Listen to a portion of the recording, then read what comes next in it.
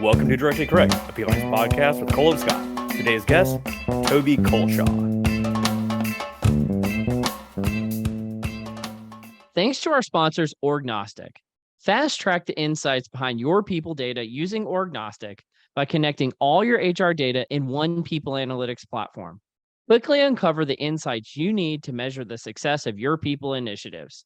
Orgnostic is the most innovative people analytics, generative AI, data orchestration, and employee listening tool on the market. To learn more, book a demo at orgnostic.com/directionally correct. Dang, what have you been living it up? Well, I was meant to book a holiday, but I forgot. I'm not very good at booking stuff. You get around to it someday. Yeah, well, I've got this week off and next week off because next week we're doing a talent intelligence conference in Amsterdam. So I wanted to take time off. I didn't want to do that within work because you know how work can get. It can get you don't want to be focusing on other stuff. So yeah, I've got next week off for that. But yeah, this week I thought we'd go away somewhere. Just didn't get around to it at all. And so we've had loads of day trips. So I've got 3 boys, and so it's been lots of days out beach, and then today we were rowing boats down a river. So it's been very pleasant. It's been very pleasant. Well, what's this conference? Do you want to plug it at all?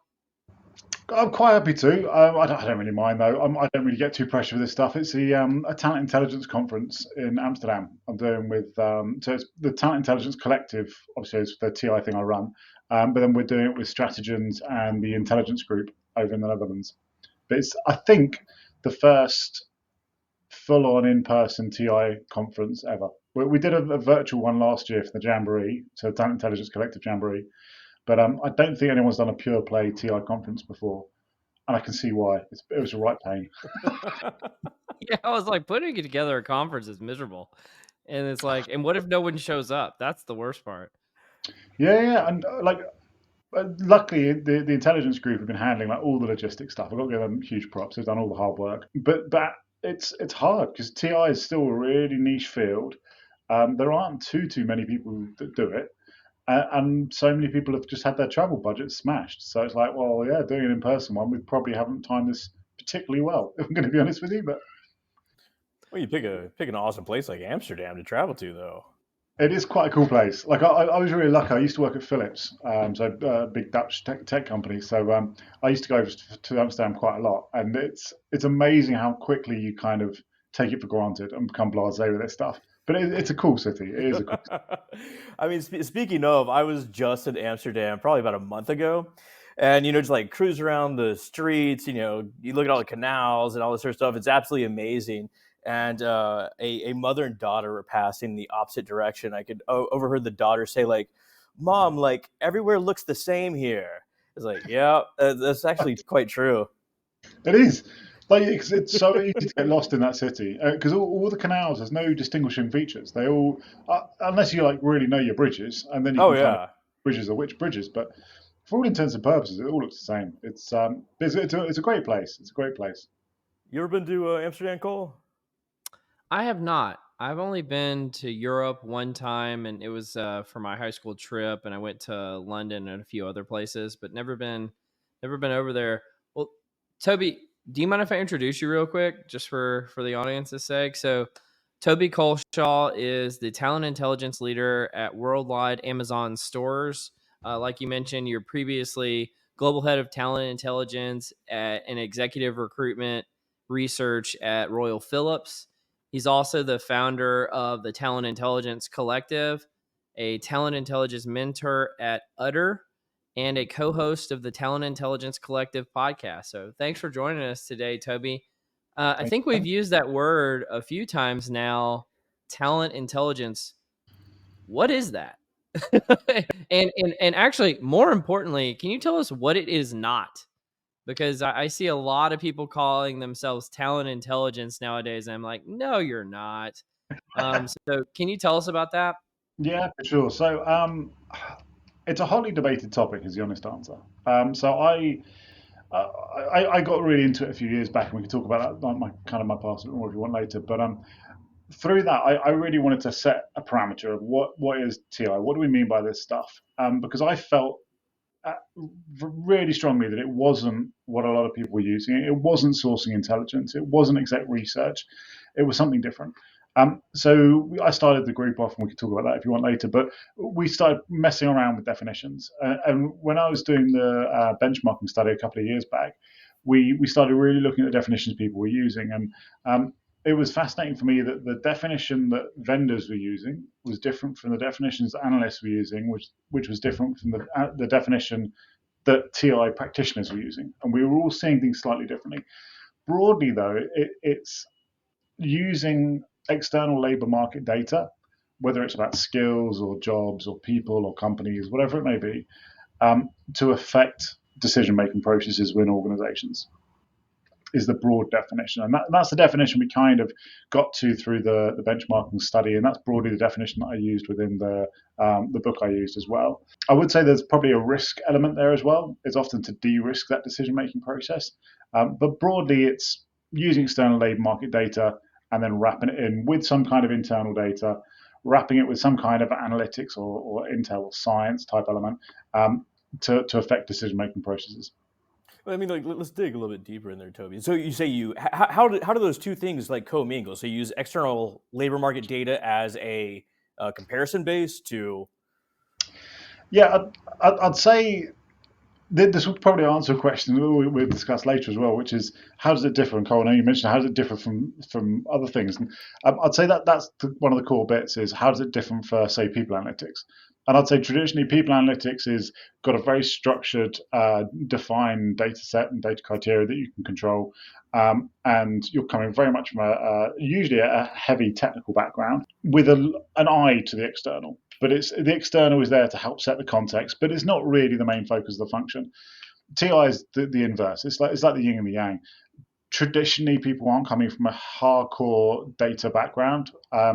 We're using the vendor landscape more for that hardcore heavy lifting data analytics, forecasting type piece, and we're more that conduit to the business and that data translator. So it's kind of the yin and the yang.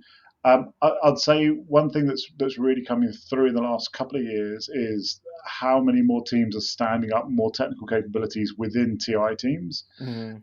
but also how many more people analytics, data analytics teams, strategic workforce planning teams are starting to go, well, actually, we need to understand this context a little bit more to understand what we've got here. And it's messy. It really is messy because you can end up with some really structured, take a job taxonomy, really structured data internally. You know what your software engineer 1, 2, or 3 looks like. You know what your principal looks like. You know what it all means. That doesn't mean anything to the rest of the world. It doesn't mean anything could align. It doesn't mean that any of the national taxonomies are going to align even remotely with what you've got. So a lot of the initial stages with TI is to really go, well, this is what we've got and this is what they've got. How do they actually play together? How do they align? Because quite often they don't. An example, customer service assistant. We had a job at Philips, customer service. Every other customer service role you generally are going to look at will be your first line support for a call center. You've bought tickets to the Super Bowl and you can't get through, you're phoning up your customer support. Customer service for us was first line engineering support to help fix an MRI machine. Now, that's an entirely different proposition to what most customer service roles were. And so if you stayed at the surface level of like job taxonomy, all of your benchmarking data is going to be completely wrong. Any kind of data to look at total addressable market, if you're looking to launch a new site, for example, Yeah. it's going to be completely wrong. So a lot of it initially is really that unpicking of what do we actually mean by this? What are you actually talking about here? Because quite often we'll, within our professional lives, use shorthand of, I need a software engineer or I need a finance controller or whatever it is. You need use a shorthand of a job title or whatever it may be. And actually, you really need to dig into that a lot more because it doesn't translate cleanly to the external world at all. And I know that you two actually just wrote a article together. Yeah, it was back in March. We wrote an article. Oh, March. It's been a while. Yeah, it's been a little while. Called "Talent Intelligence as Competitive Intelligence," and I thought this was kind of an interesting angle. And I'll stop sharing real quick because it's kind of bugging me. But I think, Toby, and I would be curious to get your perspective on this because the big question I have, so I understand merging the external data with the internal data, and I think that there's a lot of use cases to do that effectively. One of which we dug into about competitive intelligence. But why is that useful? Why is that different? Why is that useful? How does it help organizations? Obviously, we had some examples in the article, but I'd love to just get your perspective in general. Yeah. So I'd say there's a couple of different angles. The broader piece around TI, and I'm not going to be a politician and dodge the question. I will loop back, but it's going to sound like a weird answer at first.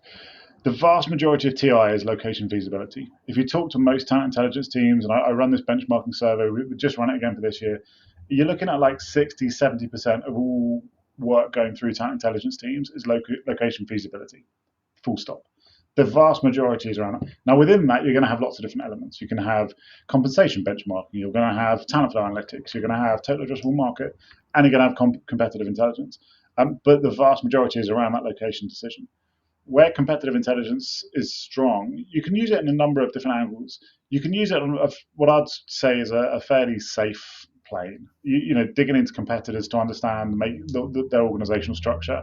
Are they loaded top heavy? Do they have a very strong credit control function versus the rest of the industry? In actual fact, we had an organization where we were doing some digging into it in a previous company, for an M&A activity. And we could see that the company had a really strange structure compared to all of our peer group companies we were digging into. And they essentially had a very large credit control team compared to everyone else. It was magnitudes higher. And when we went back to the strategy team, the M&A team, we were saying, look, this is just weird. To us, we're no experts in this bit, but it looks like they're really good at selling the product. Everyone's great. They really want the product, but no one's paying for it. No one wants to pay for what they're selling. And it was true. When we were doing the due diligence, we were looking at the cash flows. They didn't have any money. They just couldn't get the cash flow going through.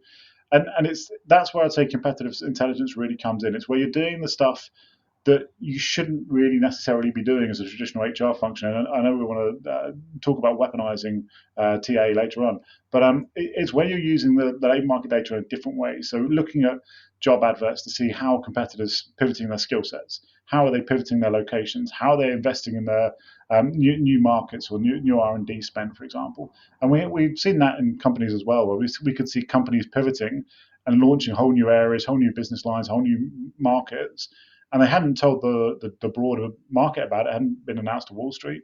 But the companies I was at, we could go to our leadership and say, actually, we can see these companies are pivoting. We need to be aware of this because it's going to hit our market share or it's going to hit our product line or whatever it may be. No, I love that. And you literally, I know we alluded to it a second ago, but I want to make sure we link to it in the show notes because you literally wrote a book called Talent Intelligence. And it goes through a lot of these examples of very tangible, very tactical ways that talent intelligence can be used beyond just, location strategy, which I think all of us are pretty familiar with, or if you're familiar with the space, you're pretty familiar with that. I did want to kind of pivot though.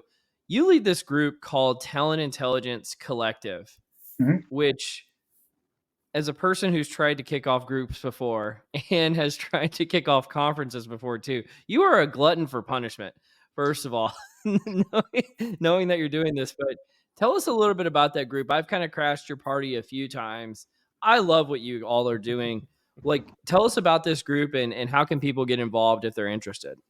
Yeah, I agree. It is a bit of glutton for punishment at times, and you definitely go see the energies ebb and flow as it goes. And with all these things, there's going to be kind of a pivot point in economies of scale, and eventually it will self fulfill. But yeah, the TIC was essentially my way of dodging having to actually arrange regular calls. Ironically, I ended up arranging regular calls from it.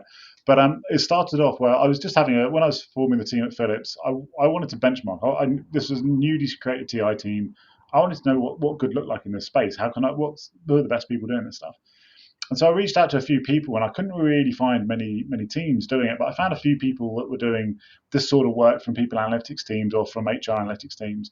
And so I started having a regular monthly call, and then that started getting a bit ropey, so we shifted that to a quarterly call, and I realized I was really not the person to be setting the agenda on this stuff and keeping everyone on a really tight ship. And I was like, this isn't working. Let's create a Facebook group so we can all just drop in there and chat things asynchronously, and we can just run a bit more fluidly. And so I did that and created the group, and we called it the Talent Intel Collective. We just kept running off the back of that. It's really evolved. It really has, and very grateful to everyone in the community because it's grown through the individuals. We do a couple of different monthly calls, we do virtual meetups, we do various different things, but a lot of it is through the individuals. It's the individuals giving their time, it's the individuals giving their wisdom and their insight, because a lot of this is new. The vast majority of people standing up these talent intel teams are sub 5 people teams, and the vast majority have been created in the last 5 years. In actual fact, a huge majority have been created in the last 2 years. And so there aren't people to really benchmark this stuff off, and that's where also the book came from. Was I'd have lots of calls with people just to give them ideas around how they could set these teams up, what it could look like, and invariably at the end of it, every single time it was like, that's been really great. What can I read about this? And at the time, there was a couple of articles. We'd done a white paper when I was at Phillips. Malik and Poles did it, but we didn't. There wasn't really a kind of a chunky, substantive body of work to say, here you go, read this. This will help guide you. And so that's kind of what I did with the book, was just to give people an idea of, like, this is the current state of play. I'm not saying it's the panacea, it's not the answer for everything, but that was where I saw the world going at that time. And yeah, luckily it seems to be landing pretty well, and people are pretty happy with it. And you can also stop by the Talent Intelligence Collective and get a sticker or mug, right? Support the group, right? You can. I popped in there yesterday. I saw your blog. It's got all sorts of great info in there. I should have been wearing my swag today, shouldn't I? Yeah, I forgot about that. We need to send you swag too. Let's send you a little button or something. Well, honestly, I'm not very good at doing things the proper way. Generally, I look at kind of easy lift solutions that I can use wrongly to do what I need. So I needed a website to kind of host some of this stuff, and to put, if we wanted to put templates down, if we wanted to put reports out there, etc. I wanted a nice, easy way we could have it as like a central hub where people can just grab all this stuff. And the Google Sheets thing wasn't really working, so I thought, well, what's an easy solution? And I saw Shopify, but obviously to create that, you need some kind of producty type piece as well. So yeah, I ended up creating a bit of swag there. So some people have been very generous and jumped into it and grabbed a load of swag, which is it makes me chuckle. It's amazing. How many bomber jackets have you sold yet? Not many. I think there's only one bomber jacket. But the bits that made me chuckle is because I didn't, I'm no retailer. I don't know what I'm doing with that stuff at all. So I hadn't accounted for like local taxes or any of that sort of stuff. Yeah. Quite a lot of it. People were buying it, ringing it up. It was great. It looked like a really healthy, amount they're spending to support the group, but it would cost me money because I hadn't accounted for the taxes. So I ended up spending out more than they'd spent on the product. So it went a bit horribly awry, but yeah, it works as a hub. Like the reality is, like the product, if you want to buy it, it's great support, but it works as a hub. Like to store templates, to have the kind of the blogging bit going on there, it does work as a pretty decent hub solution, to be honest. And like I said, everyone should stop by there and like check it out because there's lots of great information on there. But let's circle back to your book. Like you say, you don't do things the normal way, and you kind of laid out why you wrote the book. But how did you write the book? Like right now, I'm writing a book chapter, and it's the worst fucking thing on earth. And I know Cole was gonna write a book, but like I don't know if it's still going or not. No, no, that thing materialized and unmaterialized like 10 times. Yeah. And I finally just gave up on it. I tip my hat to you guys because trying it is hard. It's really brutal. So I started off by I mentioned earlier that people were asking me like where's the body of work we can read. So I thought, all right, I'll start putting some ideas down. And initially I was just going to launch it as a series of like LinkedIn articles or blog posts or whatever. I was just going to have a series of articles. And then somebody introduced me to their publishing editor, and the publishing editor and I had a chat. And I wasn't really at first taking it too seriously in terms of writing the book. I was like, all right, I'll have a chat. Let's see where it goes. And then we had the conversation, and it went well. And you kind of go through the whole publishing editing process of whether they sign off on the book and everything else. Honestly, for the first 6 months, I'd written about 15,000 words, and it got to the end of the year, so December prior, and the book was due in the March, and I was like, all right, I'll write it over Christmas. I'll write it over the Christmas period. It'd be lovely sitting down with a mince pie or whatever. Clearly, none of that happened. Big plans. Yeah. Didn't happen at all. So got into the new year, and suddenly I was like, I've got a month left, and I need to deliver this thing. And they were like, you've got to deliver this. So it starts suddenly hit home, and it was a lot of late nights. We extended the deadline once, and then I was like, right, done. There's your 50,000 words. It's all done. And they're like, that's great, but you're meant to do 60,000 words. I was like, cracking. Better find another 10,000 words. So then I had to do the final 10,000 in I think it was about 2 weeks. I wouldn't say the book I've done, I wouldn't say it's a hard book to write because it's fairly structured. It's discrete units, discrete chapters. You do it whether you're looking at data security or data architecture or standing up a team or the future of TI. It's fairly discrete units that you can chunk into quite nicely. So I think anyone could do it, but it is a lot of work. There's no, and even once you finish, you think, all right, done, delivered, there you go. Then it goes through all the editing, and then you've got to do the redrafts, and then the editing, and the redrafts, and it Oh takes God. a lot of time. But it was a great experience. It really was. It's like dissertations, right? You think you're done, like, oh hell no, you're not done. Exactly that. Exactly that. Well, so Toby, I've got one really big question in this space. It's been bugging me about talent intelligence, and we kind of addressed it at one of the orgnostic sessions we had for through the lounge on talent intelligence a few weeks ago. The one with AJ Herman and Travis Windling and Ben Zweig. And I think you were there in attendance, where I brought up this concept of you hear a lot about skills based organizations now and skills taxonomies. And so I kind of cleverly brought one person from each background, one person who was advocating for a skills based organization, one for task based looks at talent intelligence, and then another based on role based looks at talent intelligence. Mhm. Where do you come down on this debate? Because I hear about skills relentlessly. I hear about it all the time. Yeah. What's your model? How do you look at this?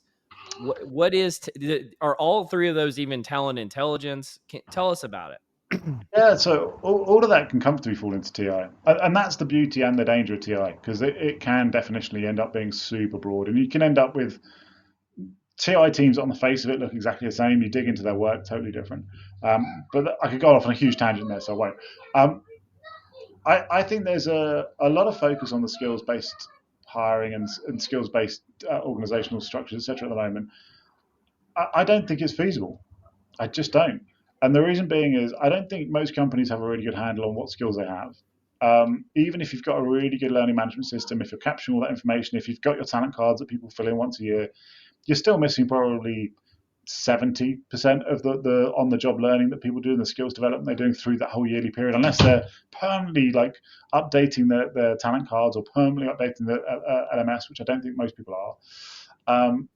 You could then kind of have more intelligent systems and start doing inferred skills and starting to look at, okay, what do other people within that have? Okay, it's likely that person has it.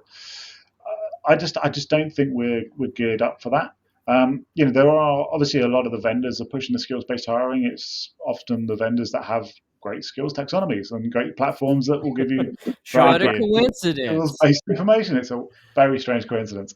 I think for me, it's the downstream impact of it all though. Like if I hire Scotty for your skill set, not against a job family, not against a job framework, but your skills. Well, I now need a whole comp structure to marry against skills taxonomies, not job frameworks. So now that's got to be redone. And then how do we manage that? So suddenly the traditional hierarchy of work and the hierarchy of an organization doesn't really necessarily work out if you're managing to skills and to project outcomes rather than for job families. So I think there's a whole load of downstream impact of this skills based hiring that people haven't really necessarily thought through. What it really, I think, will come down to is what I think at its heart it's meant to be is all right, let's still probably hire against jobs, but let's just broaden skills. Let's broaden what we're looking for and not pigeonhole people into you're only in this job family. If you've got this skill set, you can have some parallel skills that sit across. And I think that's probably where it will end up is actually we're just broadening out of skill bases rather than an actual skills based hiring. But those skills are a real deal. So, like, imagine you're hiring an IO psychologist, right? Fantastic. You do that. If you want someone that knows like how to code, that's a little more rarefied. If you want someone that knows, say, NLP or ML, that's even more rarefied. Mhm. I imagine you got to be you expect to be paid for this sort of rarefied skill set, right? Yeah, I completely agree. Completely agree. Well, I think, and let me jump in here. I think, I think everyone understands that perspective, Scott, and it seems really like a valid perspective. I think where the challenge comes in is the folks that are pushing, we're just going to get rid of the concept of jobs. And now all you're not a person working in a job. You are just a collection of skills. And that's going to manifest itself in a skills-based organization. And we're going to be able to do things very fluidly. And that's where you kind of lose me is like, okay, well, I think we're still going to have jobs in the future. I don't think we're all going to be 1099 employees who like act like Uber drivers of machine learning, Well, it takes or an incredible amount of architecture on the front end. exactly. And it would be amazing. Like I remember having conversations with the head of people analytics at Philips when I was there way back, and we were talking about how could we have.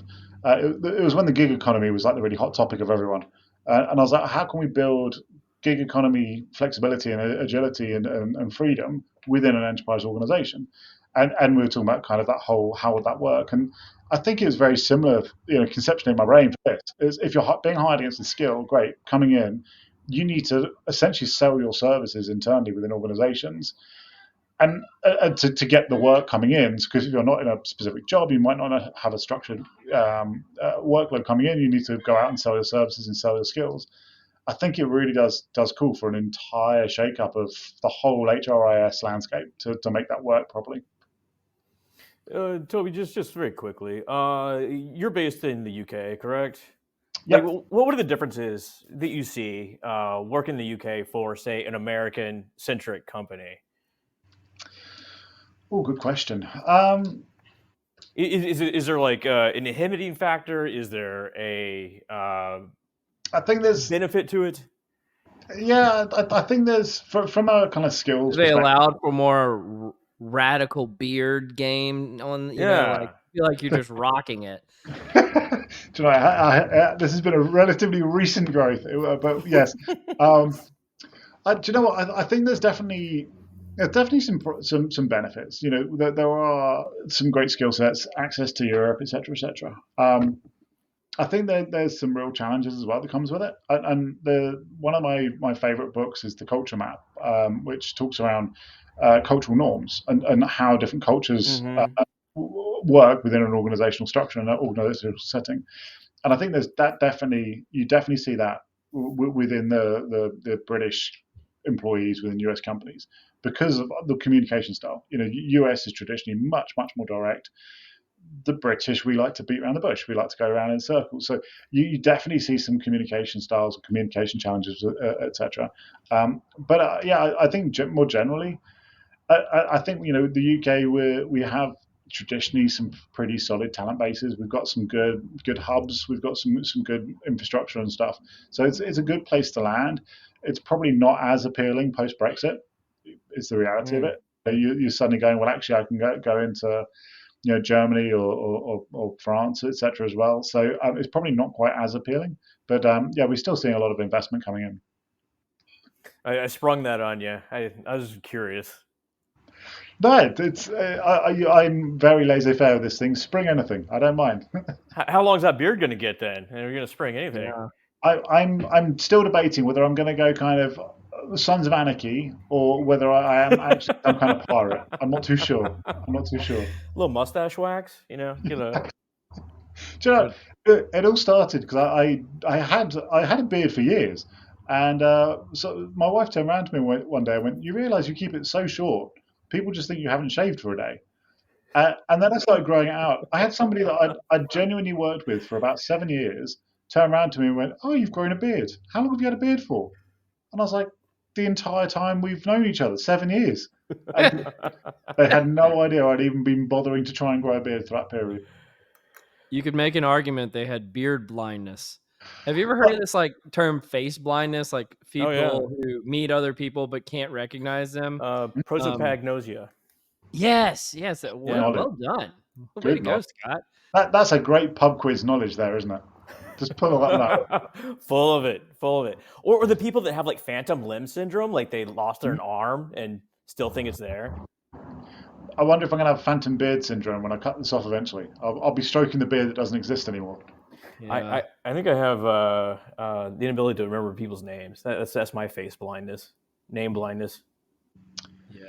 My thing with the beard is, if you cut the beard or if I cut my beard, it's like phantom beard, real double chin. I, Oh, trying to mask that big Hiding a guy. lot under here. Hiding a lot. it's adaptive. Helps you out. Well, you two want to do a little confusion matrix? Let's do it. Do it. The confusion matrix. All right, Toby. We're gonna do a pick your poison. All right. So we give you two options. You get to pick whichever one you want, and we'll roll with it. Let's do it. Okay. One, the most embarrassing element in your music library, or two, the weirdest skill you've learned on the job. Oh, I'll go the worst music. I'll give you two as a little treat.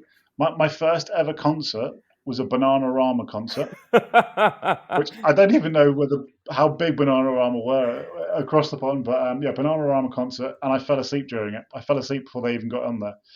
I was in the stands with my dad, and my sisters were down in like, the what would have been a pit in any other based Bananarama. So that is a pit. But yeah, they were down there. I fell asleep before they came in.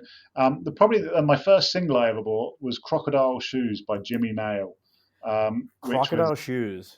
Okay. Crocodile Shoes, but it's a terrible song. He was basically an actor from the north of England, and yeah, he did a song called Crocodile Shoes, and it's pretty terrible. But I have quite an eclectic taste in music, and I'm quite open to terrible songs. Yeah, Well, yeah, sometimes you need it. It's comforting, right? it's true. It's true, and I particularly doing the sort of work we do. When I'm writing papers, when I'm doing research, I have to have music on. I can't sit in silence. I have different types of genre that I will hit for. Like if I'm writing a paper versus doing research for a paper versus doing different bits, I'll have different genres that I hit for different things. So what like we're doing a lit review. What are we listening to? I'd probably do something pretty chilled. So I'd probably do Okay. like whiskey blues or something like that. Put some kind of whiskey blues compilation on YouTube. All right, all right. We're doing some hardcore conclusion writing. What are we doing? Doc writing, as you know, is a big thing. I go for some pretty aggressive metal, not hyper aggressive, but stuff like Slipknot or something like that. I'll get in there and get that blasting in the background. I need to Little read some of your duality. dogs. Yeah. Exactly. I think it's the beats per minute. I think that's what triggers me Mm. when I need to like really focus. I need something higher beats per minute versus when it's a bit more chilled. What was your first album, Cole? The first one I bought, Yeah. or I honestly don't remember, but I'm just gonna say In Sync, just to be funny, because it was probably one of my first 10 I bought, and I remember that one being pretty early. That's guilty pleasure music, right? Dance in the mirror. But when you're a kid, it's not even a guilty pleasure. It's just like, this is good music. It's a pleasure. I don't know. What about you? Like most embarrassing song in my library, probably like Lynn, "Steal My Sunshine," or That's a good Barbie song. Girl. That's in there. Oh yeah. Boy, it's been like about 4 years, but I got called a boomer because I still have an MP3 collection. Yeah, You're not a boomer. I mean, I I feel like those are transferable.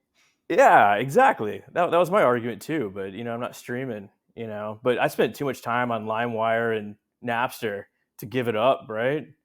No, he did not, federal government. He was just I think surfing the web. they were both out of business by 20 years. I think statute of limitations, wink, wink, are done. Yeah. Whoever called you a boomer though needs to look into their demographic splits. This is not. I mentioned earlier I've got three boys. My eldest will often call me a boomer, and it's like, Hey, honey, kids. I don't mind you ripping into me, but let's just get these demographic cuts accurate. Like, know what Yeah. you're calling. You're a few generations off there, sir. Have you seen the like TikTok trends of like, I don't know, Gen Z saying like, well, life in the late 1900s was like this. It's like, That's amazing. That's just math. so you shut up, you little kid. Well, you ready to do some nerdery? Yeah, let's do it. The nerdery. Where do you want to start? I want to start with a little kudos to you, my friend Scotchua. We got a IOP article. So for the non-initiated, Scott and one of our previous guests, Liz Conger, got a submission accepted in the Industrial Organizational Psychology, or it's a commentary. It's Do a you want to? commentary. Like, yeah, let's not oversell it. That it's a full article. I'm still proud of you. But the full article, I can't remember the actual name of it. It doesn't Well, matter. it's bringing polycultural organizations to life, a network analytics strategy. Yeah, the actual focal article dealt with this idea of polycultural organizations, which essentially seeks to develop connections across different employee segments, with the idea being that, as opposed to, say, multiculturalism, which is, kind of a melding of culture. It's kind of like, this is in a nutshell. It gets a little more sophisticated than this, but like a melding of culture. Polycultural says, like, different elements of the culture are adaptive. Let's lean on each other, develop connections across these different groups, and kind of learn from each other, this sort of thing. Fantastic. But they didn't really provide methods to do it. I saw this, so I do a bunch of network analytics. I got several different strategies that organizations can use to, increase this. I didn't want to get too much into the diversity aspect of this, but rather bringing together different employee segments where we can learn from each other. So, like, Toby, you're in the UK. I want to know more about this. You're a different part of the company than me. Cole brings a different perspective, this sort of stuff. So, I put together, it's like 8 different strategies that organizations can use to help engender connections across different folks. Well, can I ask you a question about it? Just back, this is kind of a words and terms question of, you mentioned multicultural versus polycultural. Mm-hmm. And O&A seems like it's uniquely suited to analyze polycultural circumstances due to the methodological limitation that you mentioned from the focal article. Um, how is it different than how you would analyze multicultural work? And maybe I'm just not understanding the differences there. No, once again, it gets a little nuanced. So, way they talk about it, like, multiculturalism is like a blending of cultures, kind of bringing together different elements. This, in a So it's nutshell, like a suicide of sodas. So you go to the soda machine and you yeah. get every soda, and that's multiculturalism. Yeah, have like multiculturalism fairs, like you go and like get a little sampler from each little group, kind of like blend them all together in your belly, if you get Yeah. this sort of thing.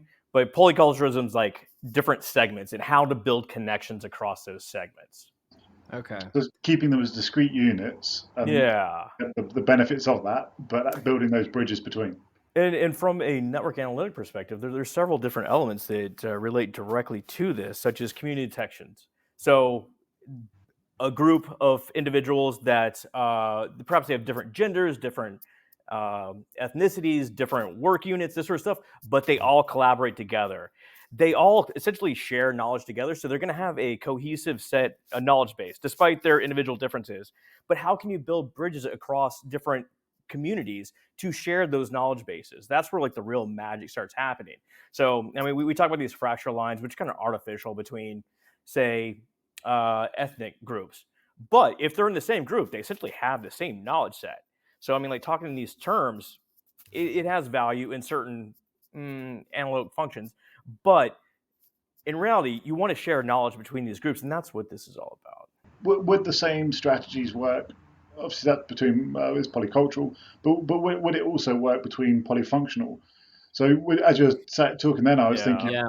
we used to do a lot of work combining talent intelligence with market intelligence, with IP litigation, to bring these different elements together to say, okay, what are our, going back to competitive intelligence, what are our competitors doing, and trying to see a holistic picture from everyone. But it feels like it would be similar strategies. Exactly. And once again, like, I wanted to stay away from the DEI aspect for this exact reason, because Yeah. there's a thing in network now, it's called modularity. Essentially, how the network breaks up into different functions, and it's exceptionally useful because there's greater similarity of the people inside those different modules than Mm-hmm. outside. So, from like, oh man, I could go off kind of crazy. There's a thing called like a small world network. So this is essentially like dense interconnected groups, which you have different little communities, but short path links between them. So little bridges across them. So you can reach essentially anyone in the network in 3 or 4 steps. And that's what you really want to do. Really want to do. You don't want like isolated groups. You don't want like big sort of diffuse groups either. You want like these like kind of dense groups that work together closely and can share knowledge across different segments. Well, I'm personally pro isolated groups and anti collaboration, so I am against your research, sir. And luckily, it's not really my research. It's just different strategies that people can use. So, like, to Toby's point, like you can use this in sort of any application, really, if you want to like develop connections across people. Well, that's really cool. That's super interesting. That is. It really is. Well, let's go on to our next one, which I'm really curious to see what you guys think about the prevalence of what we're about to share. But I think you came across this, Scott, this Twitter post or X Oh, post on this guy Santiago says, I fired somebody cheating. He was working 2 jobs, and he gives this whole detailed story about this person on his team who wasn't doing a really good job. Come to find out that he was actually working 2 jobs at the same time. He had never quit his previous job, and since he was remote, he was working now. And they came up with this term, overemployed, which I guess is like a whole trend on the internet. And Scott, I think you had some perspective here too. Do you want to kind of keep going with it? Oh, well, I mean, perspectives. Like, well, Santiago is a wonderful Twitter follow. He's great. If you're not following him, follow him because he like writes really, really compelling sort of things.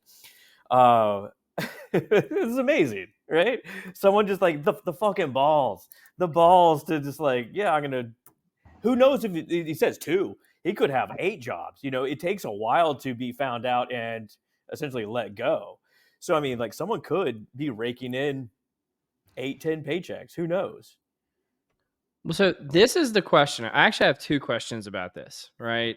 One is, how prevalent do we think this actually is for remote based workers? And then the second is, other than people fessing up on Reddit or something like that, Yeah. how would you find out that this is happening without doing creepy stuff to monitor your employees? I mean, it feels apocryphal, right? Like no one would actually do this. No, they're doing it. Yeah. I think it's. Have there been isolated cases for sure? Will people do it for sure? I don't think it's anywhere near as prevalent as people are making out. And you know, there's arguments the whole push to return to office. One of the triggers for that was this movement of being overemployed.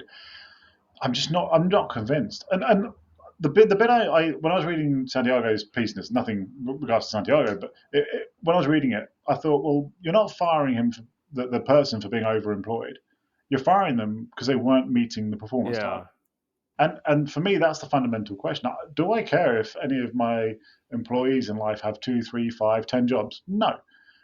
I care about what they're producing. So if they can have efficiency gains and can produce a week's worth of work in a day because they're hyper efficient and they've built automation into their workflow, etc., why should I penalise them for that?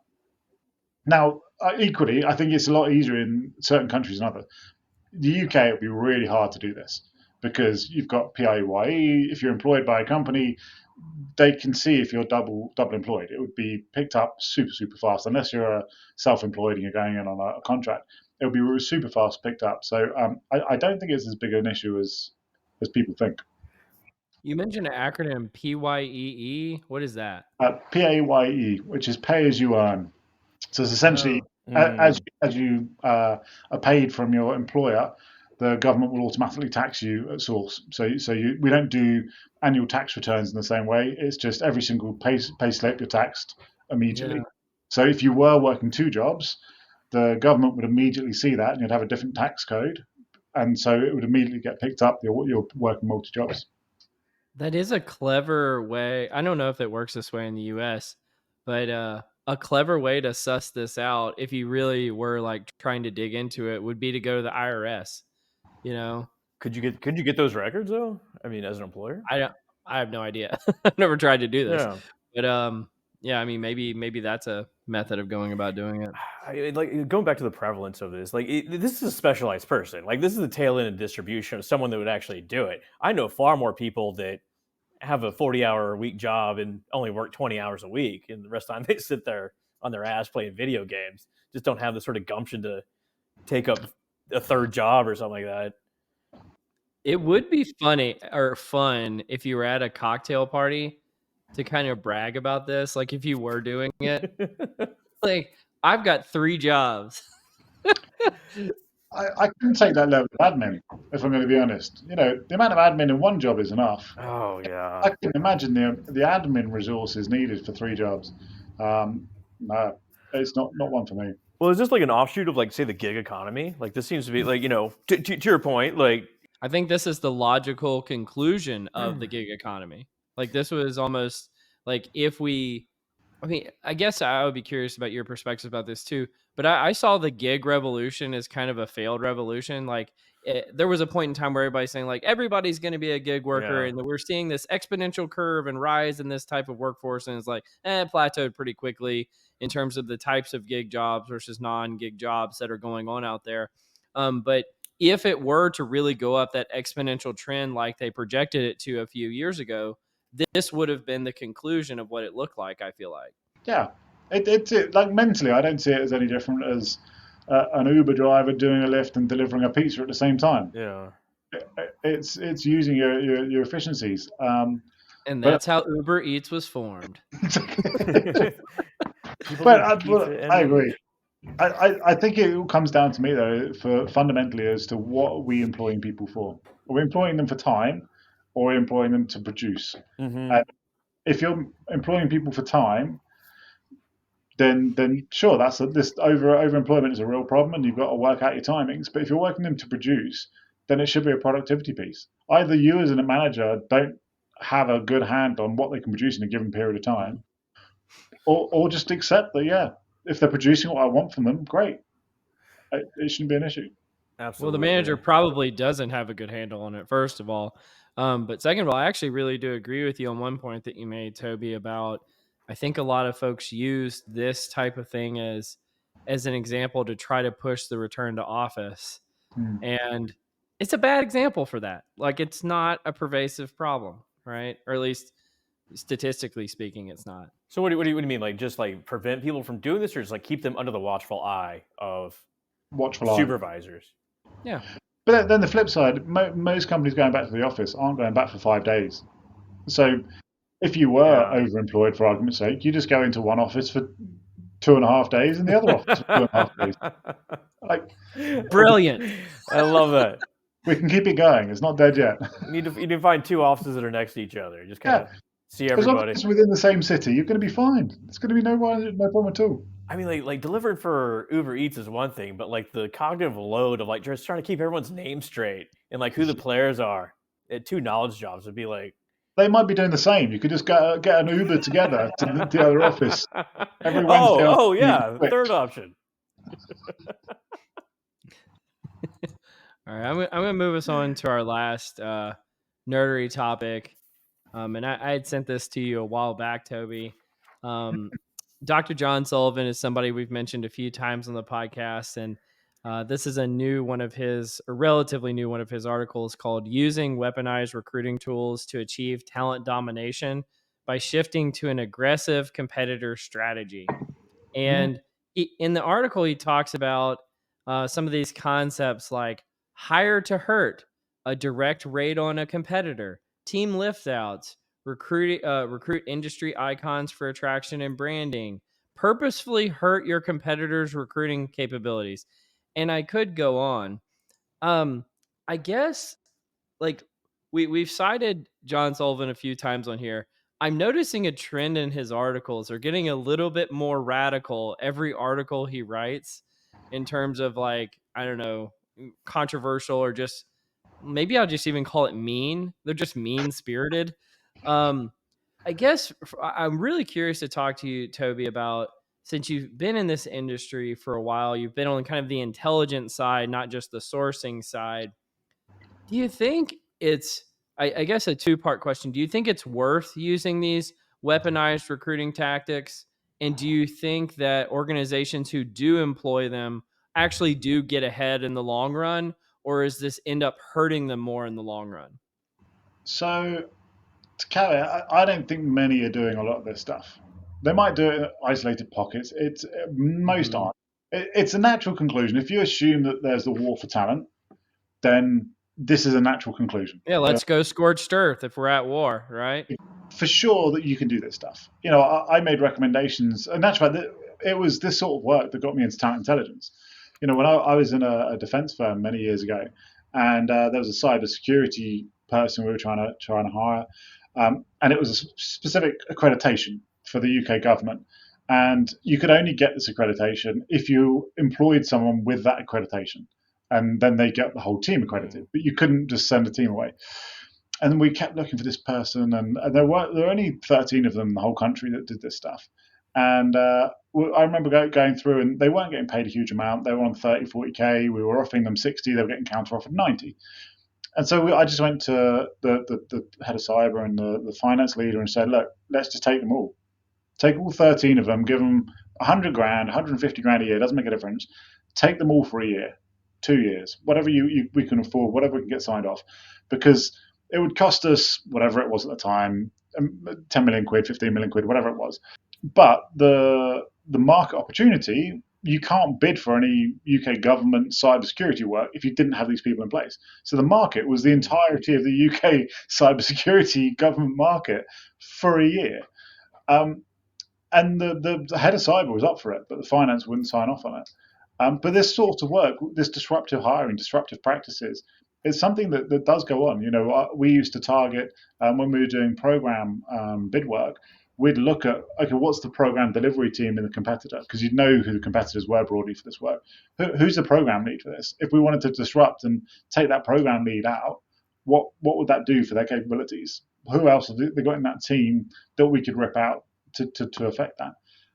But the reality is, most businesses aren't comfortable signing up for that sort of stuff. Not because they necessarily have a bad taste in the mouth to do it. I think most companies wouldn't mind that. It's the fact that we're now going to be stuck with headcount with no job for it, and finance just don't want headcount sitting there with no job. And there was a Yeah. big It piece this throws year. off all your ratios and stuff like that. Exactly. And there was a big piece this year about the FAANG companies hoarding talent, etc. I can't speak for upper echelons of the gods in these FAANG companies, but I've never been in a company where someone's just signed off, here, go hire 1,000 people and just don't give them any work. Like, there's never been a hoarding aspect. It's been, if you've got specific headcount signed off for specific delivery. And equally, individuals wouldn't want to go and work for a company where there's no work to do. So I don't think it's as easy as I'm a big fan of Dr. John, so I'm a big fan of his work, and these techniques absolutely can happen, but I don't think they necessarily work in as clean cut way as it would suggest. Would you want to work for this company anyway? Like, or this person? Like, imagine you walked in, they're like, "We're gonna destroy the competition. We're gonna steal their talent. We're gonna do all this sort of stuff." Like Yeah, we're gonna key their warmongery. car. We're gonna Yeah, slash it's their tires. I mean, it has like inherent ramifications for the culture of the organization.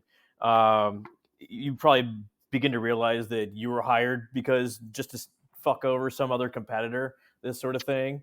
Like, why am I here? Like, and that also means you're expendable, right? Yeah, If there's no work for you at that point.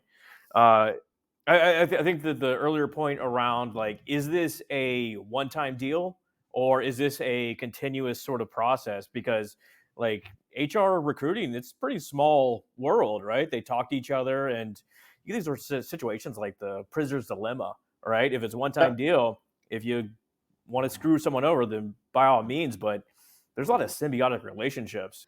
You're getting a whole tit for tat type relationship. I do something to you, you do something to me back. Or you're going to wind up like college football, where like you just raise the stakes so much on each other that it's hard to like all of a sudden you were going to offer someone 100,000 quid. Now it's 200,000. That's the new market value. And don't get me wrong. Like, I completely agree. Completely agree. And I think there's a couple of bits that really make me a bit nervous with it. Also, is one is particularly when you start getting to a recruitment process and you're asking some very personal questions. I think there's a line in the sand. It's what's appropriate, what's fair, what's true, and loading recruitment processes for a corporate intelligence perspective, I've never been a fan of. Hmm. I look at that and think, do you know what? That's just not unfair on the candidate. It's unfair on the individual that's being asked to do this, and it gets a bit too close to corporate espionage for my liking. I'm just not a fan of that. Um, but if flip side being, there's been many cases. A lot of the big tech companies got huge fines because they were colluding not to hire from each other. So I Hmm. think the thought that it's aggressively people targeting or ripping out teams, can you do it for sure? Like, Yeah. have I seen of entire teams in financial services being lifted and shifted to other financial services organizations? Yeah, I've seen it happen. But I think, in the same way that TA is a small world, a lot of these VPs, these CEOs, the C suites, they've all worked with each other. They've been in the same industries for like 15, 20, 30 years. They're all first name basis. They're not Exactly. let a lot of this stuff slide for very long. I mean, this is definitely, if you're a psychopath, you'll definitely like this article. So, Yeah. But but the flip side being, I am a fan of using talent intelligence, labor market intelligence in a much more aggressive way, in a much more commercially a bigger commercial application. I think we are generally in HR, we are quite we hold our data within, and we're not very good at flipping it to what's the commercial impact of this stuff. yeah. And that's one thing that this article does really well, is to highlight actually what we do here. We can massively disrupt commercials for our competitors. Yeah, it's almost like you're using talent intelligence for competitive intelligence or something like that. I don't know. Yeah, yeah. Someone should write an article on that.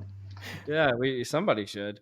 Well, I think you had a question for us, Toby, about strategic workforce planning and people analytics and talent intelligence and all of those. I don't know what's going on there. Yeah, so I'm seeing more broadly where, and in the book, I kind of hypothesize one of the future situations is all of this stuff needs to come together.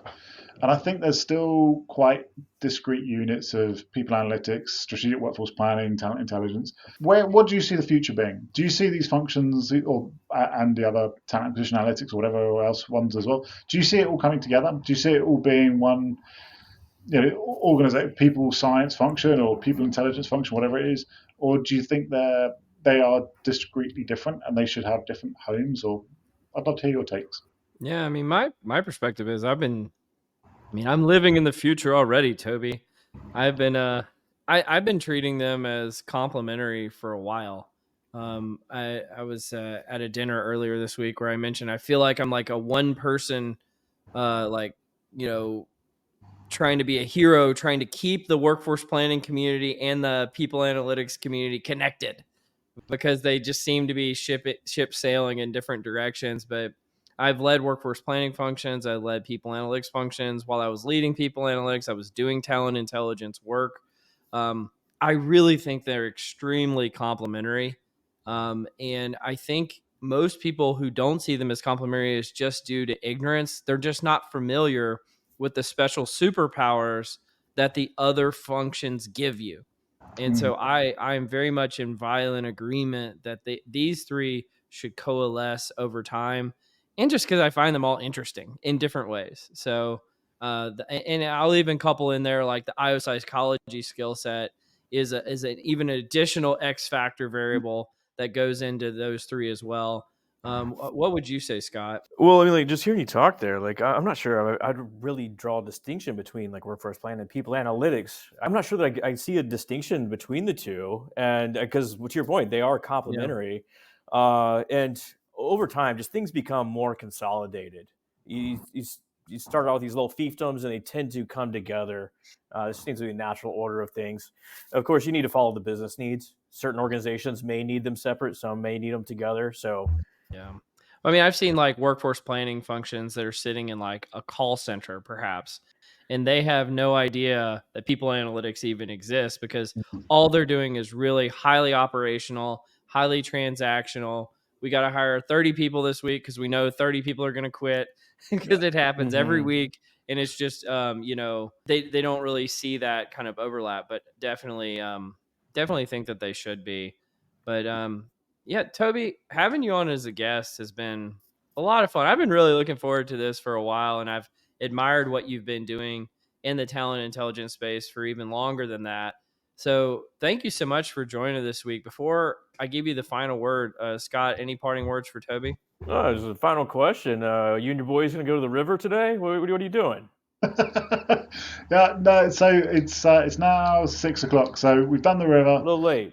We're all chilled out. I think it might be a dinner and a dog walk, and that's about it for the evening now. A little FIFA? Play some FIFA? Wrong shaped ball for me. I'm more into rugby. Oh, yeah, you're a rugby guy. So it's a Rugby World Cup on at the moment. So I might sneak in some rugby there and just not tell them that it's a replay. Yeah, Rugby sneak in some 7? rugby, listen to a little Slipknot, have some fun. Let's do it, man. Oh, this is great. Might even guilty pleasure some Nickelback or something in there as well. Oh, there you go. Oh yeah, just rocking out. I feel like there's a Nickelback joke there to be had, but anyway, we'll wrap this thing up. So you've been listening to Directionally Correct, a People Analytics podcast with Cole and Scott, and today's guest, Toby Culshaw. Thanks for joining us, Toby. Thank you so much for having me. It's been a blast. As always, all opinions are our own and do not reflect those of any other organization. You've been listening to Directionally Correct, a People Analytics podcast with Cole and Scott.